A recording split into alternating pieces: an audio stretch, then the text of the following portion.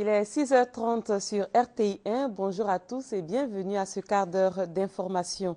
Les Ivoiriens pourront sentir les effets de la croissance en 2014, notamment à travers une augmentation générale des salaires. Cette décision du gouvernement a été confirmée par le Premier ministre Daniel Kablan-Duncan. Le chef du gouvernement était face à la presse hier à l'occasion du bilan trimestriel de l'action gouvernementale. Adama Koni.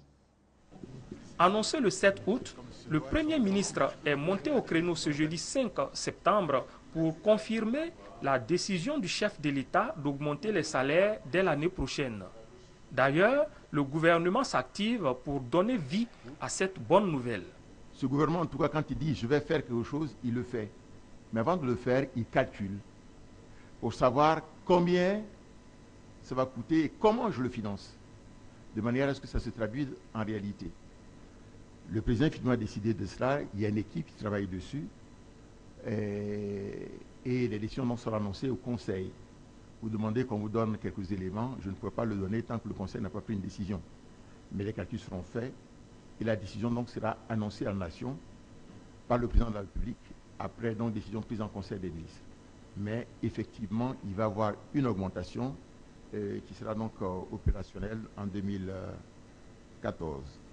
Autre volet social impulsé par le gouvernement, la création de plus de 20 000 emplois. Ces informations ont été portées à la connaissance de la presse ce jeudi au cours du deuxième grand rendez-vous de l'année entre les journalistes et le Premier ministre. Daniel Kablan-Duncan a passé en revue les 3 axes stratégiques de l'action gouvernementale. D'abord, la sécurité et la paix. À ce niveau, le compteur marque une baisse de l'insécurité. L'indice est passé de 3,8 à 1,6 en mai 2013. Ensuite, au chapitre de la réconciliation nationale et de la cohésion sociale, une rencontre avec les centrales syndicales est programmée pour le 7 novembre prochain. Enfin, sur le plan économique, les bonnes relations avec les institutions de financement international, la consolidation de la croissance à 9% cette année, le lancement des travaux structurants et la maîtrise de l'inflation mettent le gouvernement dans une position confortable dans sa marche vers l'émergence. Le climat politique en Côte d'Ivoire va également être apaisé. Au cours de sa conférence de presse, le Premier ministre Daniel Kablan-Duncan s'est prononcé sur la vie des partis politiques. Et dès aujourd'hui, les 11 formations proches de l'ancienne majorité présidentielle vont se retrouver pour poursuivre les échanges en vue d'un climat politique plus serein pour le développement. Ces partis évoluent au sein du CPC, cadre permanent de dialogue. Nous restons avec Adama Koni. Le cadre permanent de dialogue reprend ce vendredi 6 septembre. Il s'agit pour le gouvernement de consolider les acquis avec les 11 partis politiques proches de l'ancienne majorité présidentielle et de jeter les bases d'actions fortes en faveur de la cohésion sociale. Au Front populaire ivoirien, le Premier ministre a demandé de rejoindre le groupe. Il faut dire que quand on discute, il faut vraiment être très clair, pas de préalable. Pas d'a priori. Je l'ai dit à plusieurs reprises. L'État aussi peut poser des préalables. Mais quand vous partez sur cette base, vous n'avez jamais abouti. On a avancé beaucoup avec le CPD parce qu'ils sont venus sans a priori, sans préalable. Je l'ai dit au frère Miyaka Oroto lors de nos discussions, et c'est pourquoi on a avancé au départ. Ils étaient venus sans a priori et sans préalable. On a avancé, et vous savez qu'on est arrivé à des points de convergence, des points de divergence. Alors, la décision des médiateurs, pourquoi un médiateur? Nous ne sommes pas assez majeurs pour régler les problèmes ici, à l'intérieur de notre pays, pour qu'on nous choisisse un médiateur qui viendrait d'où? Voilà un peu notre position. À l'actif du CPD, le retour de responsables politiques, la confiance établie entre le gouvernement et les 11 partis et l'élaboration conjointe de 2 avant-projets de loi, l'un portant statut de l'opposition et l'autre portant financement de partis politiques et des candidats aux élections présidentielles. En agriculture, les filières de la noix de cajou et du coton vont connaître des réformes. L'objectif est de permettre aux producteurs de tirer de meilleurs profits. Les experts du domaine sont réunis depuis hier à Yamoussoukro. Noël Nyanyou. Yamoussoukro, capitale politique et administrative de la Côte d'Ivoire. Nous sommes à plus de 200 km au nord d'Abidjan, la capitale économique. Hôtel président depuis ce jeudi.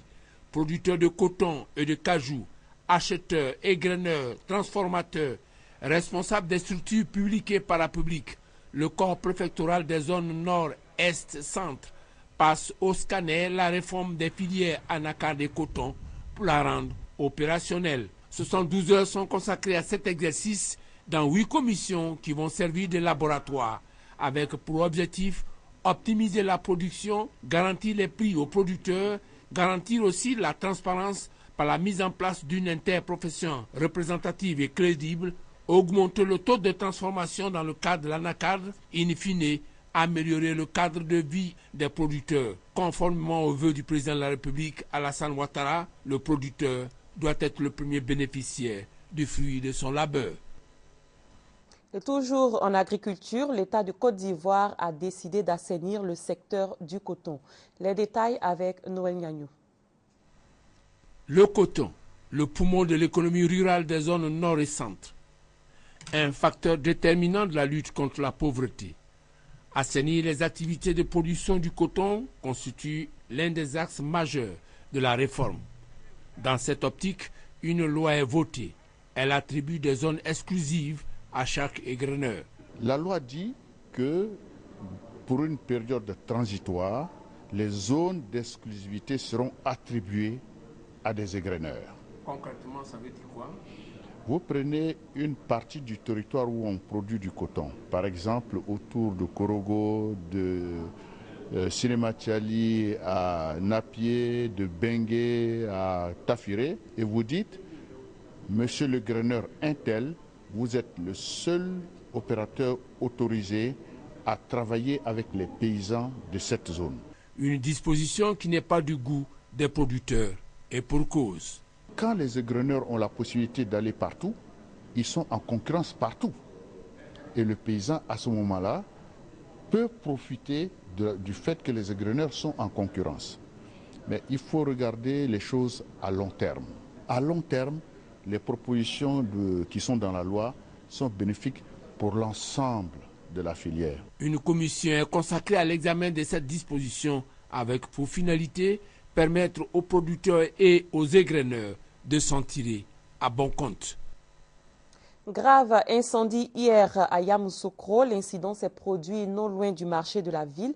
À l'origine du feu, l'explosion de plusieurs bouteilles de gaz.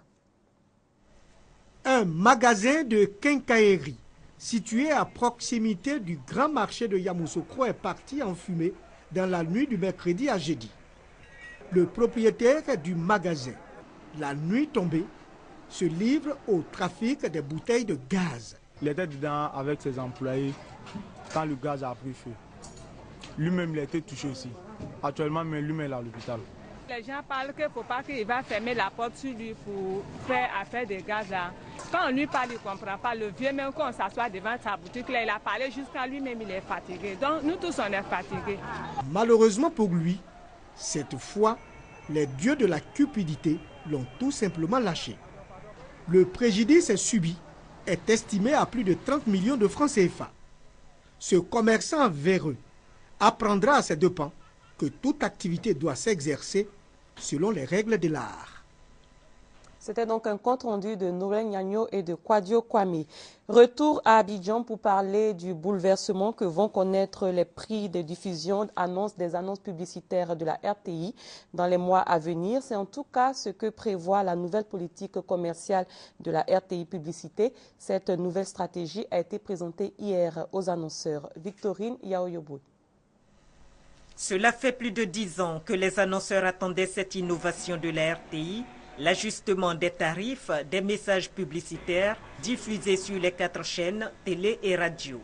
C'est bientôt chose faite puisque la RTI, à travers la direction de RTI Publicité, vient de mener une étude dans ce sens. Les résultats ont été présentés aux annonceurs. À partir de ces données, nous avons compris que certaines tranches tarifaires ont été surévaluées quand d'autres ont été sous-évaluées. En quelque sorte, nous avons procédé à un équilibrage des tarifs. La RTI dispose de plusieurs atouts à l'endroit de ses partenaires. Elle a relevé le niveau des émissions et des fictions, ce qui lui vaut actuellement une audience importante auprès des auditeurs et téléspectateurs. Nous voulons rassurer nos annonceurs sur le fait que leur investissement publicitaire sur nos différents supports a un retour sûrement positif, compte tenu de l'audience dont nous bénéficions auprès de nos téléspectateurs et de nos auditeurs. En plus, RTI Publicité travaille à offrir un service de qualité à ses différents partenaires. Cette nouvelle grille tarifaire, je pense que tous les annonceurs l'attendaient. Et avec l'ouverture du paysage audiovisuel, je pense que la RTI est en train de se caler à l'ère du temps. Donc c'est une heureuse initiative. Et ça ne va que dans le sens d'une plus grande visibilité pour nous les annonceurs. On apprécie la démarche d'essayer de rationaliser l'achat d'espace parce que c'est une préoccupation aujourd'hui pour tous les annonceurs de savoir ce qu'on achète et pour toucher quelle cible, par rapport à quelle audience. Et c'est effectivement des chiffres qu'on n'a pas toujours disponibles. Et c'est bien que la RTI puisse intégrer ce côté rationalisation de l'achat et puis donc et de le partager avec nous. Cette nouvelle politique commerciale de la radiodiffusion-télévision ivoirienne rentre en vigueur à partir de janvier 2014. Hors de nos frontières, le Mali a un nouveau chef de gouvernement. Au lendemain de son investiture, le nouveau président malien Ibrahim Boubacar Keïta a désigné Oumar Tatamli comme Premier ministre. Âgé de 49 ans, Oumar Tatamli était conseiller spécial du gouverneur de la Banque centrale des États d'Afrique de l'Ouest. Il succède à Diongo Sissoko. Le nouveau Premier ministre malien Oumar Tatamli devrait entamer dans les heures qui ont suivi des consultations en vue de former son gouvernement. C'est aujourd'hui que se tient le deuxième jour du sommet du G20. La rencontre avait démarré hier à Saint-Pétersbourg en Russie. Elle était dominée par les divergences entre les États-Unis et la Russie sur une intervention militaire en Syrie. Aujourd'hui encore, le sort de la finance mondiale risque d'intéresser peu les participants. Dans une interview publiée mercredi dernier, le président Vladimir Poutine a déclaré qu'il ne serait pas hostile à une frappe au pays du président Bachar al-Assad, en tout cas si les Nations Unies présentaient des preuves convaincantes. Les vidéos de l'attaque chimique pourraient, selon le président Poutine, très bien être le fruit d'une action provocatrice orchestrée par l'opposition syrienne. Et lors du G20 aujourd'hui, Moscou devrait donc tenter de rallier à sa position, les nombreux membres hostiles à une éventuelle intervention militaire en Syrie. En sport, les éléphants footballeurs affrontent dimanche les Lions de l'Atlas du Maroc. Mais la rencontre se fera sans Didier Zokora. Celui qu'on surnomme Maestro a quitté le regroupement dans la nuit de mercredi sans donner de raison selon le sélectionneur de l'équipe nationale, Sabri Lamouchi. Ce dernier était face à la presse hier soir. Le commentaire de Cathy Touré. Ils étaient nombreux au stade Félix Houphouët-Boigny cet après-midi de jeudi pour suivre la séance d'entraînement de leur équipe nationale à 2 jours de la rencontre face au Maroc. Un match comptant pour la dernière journée du deuxième tour éliminatoire du Mondial 2014. Mais une fois dans l'enceinte, une absence saute à l'œil. Il s'agit de Zokora Didier. Le sélectionneur national Sabri Lamouchi donne les raisons devant la presse. Hier soir, dans la nuit, très tard, Didier Maestro Zokora a quitté l'hôtel, a quitté le rassemblement pour des raisons qui lui sont propres. Aujourd'hui, nous essaierons d'en savoir un peu plus, d'avoir une explication. La chose la plus importante pour moi est la sélection de Côte d'Ivoire. Rien ni personne ne passera au-dessus des éléphants. À part cet incident, Didier Drogba, le capitaine, Yaya Touré, Gervinho et Aude Kopabari se sont donnés à cœur joie devant un petit public acquis à leur cause. Même s'ils sont déjà qualifiés pour le 3e et dernier tour, les éléphants de Côte d'Ivoire comptent aborder ce match du samedi à 17 h face aux Lions de l'Atlas avec le plus grand sérieux, à l'image de cette séance d'entraînement au cours de laquelle ils se sont appliqués. C'est la fin de ce journal. Merci de l'avoir suivi. L'information continue sur www.rti.ci. Merci de votre attention.